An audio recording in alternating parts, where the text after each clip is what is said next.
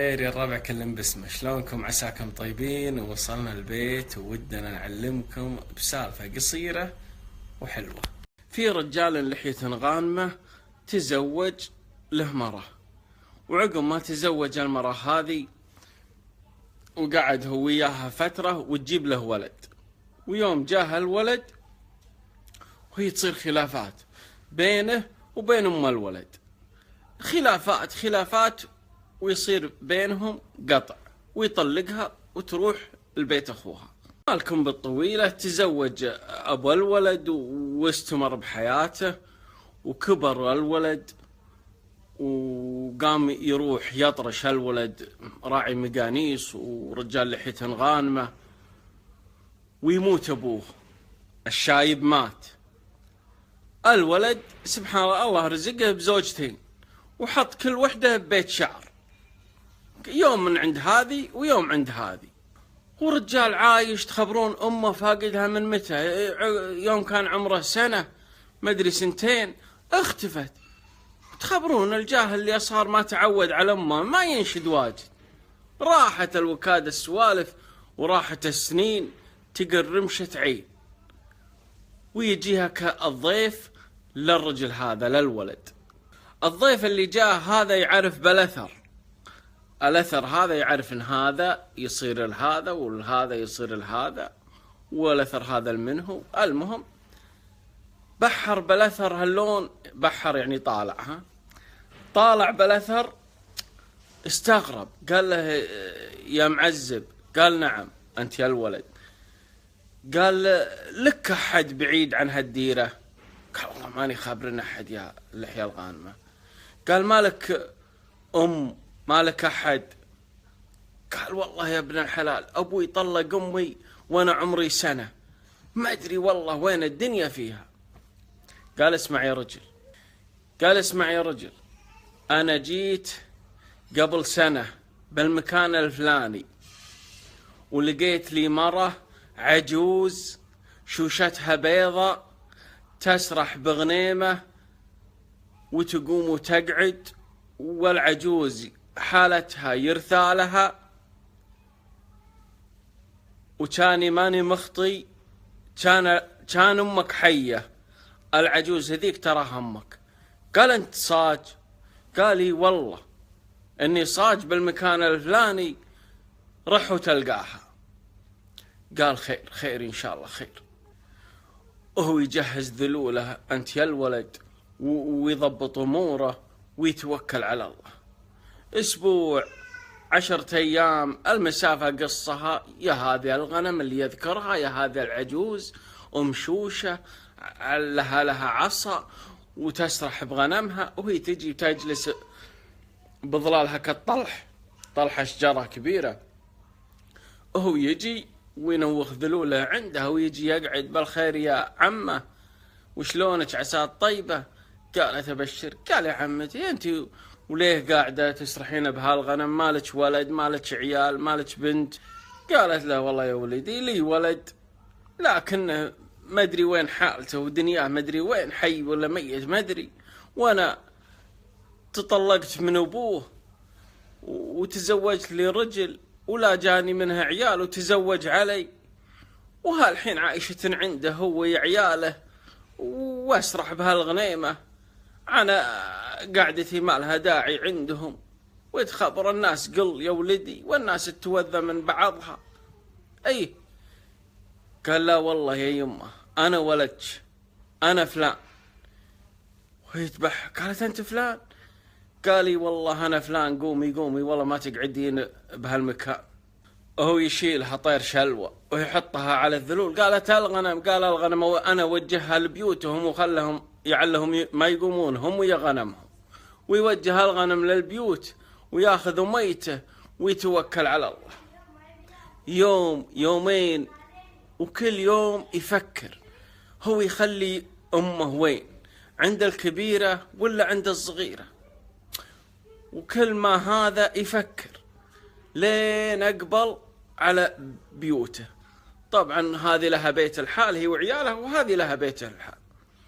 يوم أقبل بعد يمكن نص كيلو هاللون هو ينوخ الذلول اللي عليها امه. قال يا يمه خليك هنية، انا اروح اضبط لك مكان واجيك.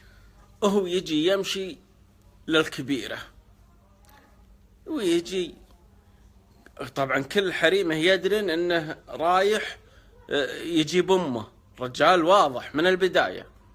جاء للكبيرة قالت ها بشر عسى لقيت امك. قال لي والله لقيت امي مير، لقيتها مريضة وبها مرض معدي، وبي ابني لها بيت على عند مبرك الناقة اللي بركته هناك، اخاف تعديكم وتعدي عيالك. قالت اي والله زين سويت، لا لا لا لا خلها هناك وما يخالف، رح لها وهذا وتخبر انت اي، وخذ من الفرش القديم وخلى لها. قال زين زين خلي. وهو يطلع من الكبيرة وهو يروح للصغيرة الثانية اللي منك، وهو يجيها يمير زامة ورع عمره سنة ونص. وهو يجي قالت ها بشر عسى لقيت امك. قال لي والله بشرتش لقيت امي مير، جبتها هذيك عند الذلول. قالت هي؟ قال والله يا بنت الحلال فيها مرض معدي ولا اقدر اجيبها هنية، وببني لها خربوش تقعد هناك واجي اعطيها من بعيد البعيد. يمير هي ماسكة ولده. قالت امسك هذا ولدك اللي يقط امه، والله باكر هذا ولدك اللي يقطني، يلي ما تستحي، يلي ما بك نخوة، يلي. وهي تقعد ترص عليه يلي ما تخاف ربك. الرسول وصى 3 مرات على الام غير الابو، انت وش قاعد تسوي؟ طلقني والله ما قعد عندك، بدل ما تجيبها وتراعيها اخر سنياتها عندي هنية ببيتك وبعزك، تبي تحطها بلها خربوش هناك ما تفك نفسها من الذيب لأجاه. قال والله يا بنت الحلال امي ما فيها شيء، ابشر طيبة ولا بها مرض، لكن انا كنت اشوف من اللي تحمل امي اكثر وحدة، وانتي طلعتي والله انك بنت جواد وبجيب امي عندك. وهو يروح ويجيب امه ويجي، وهي تجهز لها مكان من تخبرون حطت لها مضرب ومخاد ومركة وتلهز العجيز عندها، وهو يجيبها ويحطها هنية. قال يا يمه البيت هذا بيتك وهذه بنتك، اللي تبينه لا يردك إلا لسانك، والخير أبشرك عندي واجد. وهو يطلع ويروح البيت الكبيرة. قال اسمعي يا أم فلان، أنت هذيل عيالك عندك لكن تحرمين علي مثل ما تحرم علي أختي، والله أني ما جاضعت غير اللي جاضعتك، لكن هالحين تبين أهلك معززة ومكرمة، تبين ببيتك خليك ببيتك وعند عيالك، لكن تراك ما انت بذمتي. وهو يقعد يراعي يمه لين خذ الله أمانته وتوفت الله يرحمها. والسالفة وجتكم إذا فيها قصور فقصورها منا حنا، أنتم ما منكم قصور وبيض الله وجيهكم. وش نتعلم من السالفة هذه؟ نتعلم من السالفة هذه إن الحريم ما هي واحد، ما كل الجناين يكرهن أم الزوج، وما كل الحريم يحبن أم الزوج، هذه فطرة من بالإنسان، لكن الأساس الولد مو الأساس البنت. الزوجة ما هي أساس للأم، الأم أساسها ولدها. الولد اللي صار إحصان بالبيت يسوي له كيان. هذه يا جماعة ترى الأم والله العظيم ما تبي من الولد شيء، قسما بالله يا جماعة أن يمكن معاشها أكثر منه، ويمكن هي تجمع أكثر من ولدها، لكن ما يصير تجيب أكياسة من الجمعية أنت ويا زوجتك تشتري وتمر من عند أمك وتصعد فوق للغرفة تقل وجه رغوث وأمك تبحر بعويناتها. أمك ترى ما تاكل بطاط ولا تاكل سنيكر ولا تاكل مارس.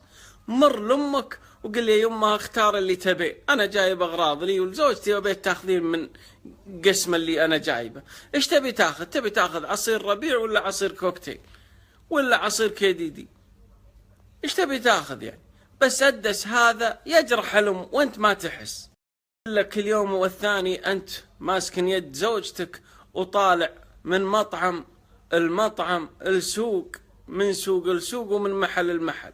ما جبت لك قطعة خام لأمك، جيب لك قطعة خام ب3 دنانير منها اللي يعرضونه وعطها. العجايز ترى يحبن الألوان الداكنة ويحبن الشيء من ولدها، لو انه رخيص ما همها، هي تستانس انه جابه والله فلان لي، لو انه مروح، لكن جابه فلان تزينه بعينها يصير شحلاته. امك دارها يا مال الغنيمة، ما ينفعك احد. ما قالوا الجنة تحت اقدام الزوجات، الجنة تحت اقدام الامهات، حتى لو يزعلنا الحريم ما علي منهن.